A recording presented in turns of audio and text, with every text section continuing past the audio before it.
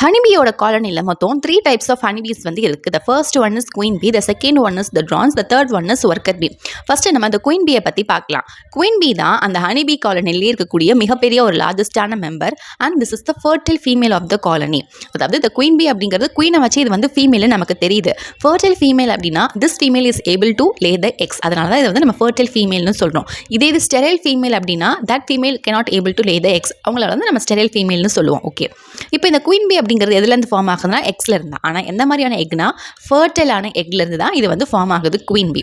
And இந்த queen பியோட responsibility வந்து என்னென்னா அந்த ஹனிபி காலனிலேயே எக்கை லே பண்ணக்கூடிய வேலை இந்த குயின் பிக்கு தான் வந்து இருக்குது. நெக்ஸ்ட் இந்த ட்ரான்ஸ் பற்றி பார்க்கலாம்.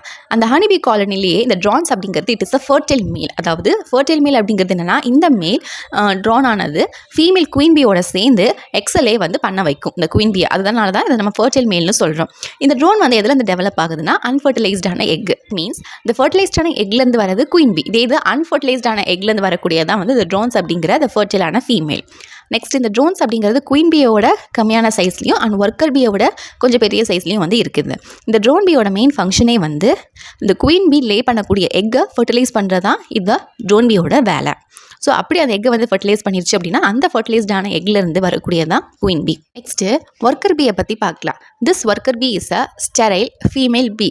அதாவது இந்த ஃபீமேல் பீனால் cannot able to lay the eggs. And இந்த ஒர்க்கர் பி தான் அந்த ஹனிபி காலனியில் இருக்கக்கூடிய ஒரு ஸ்மாலஸ்டான மெம்பர்.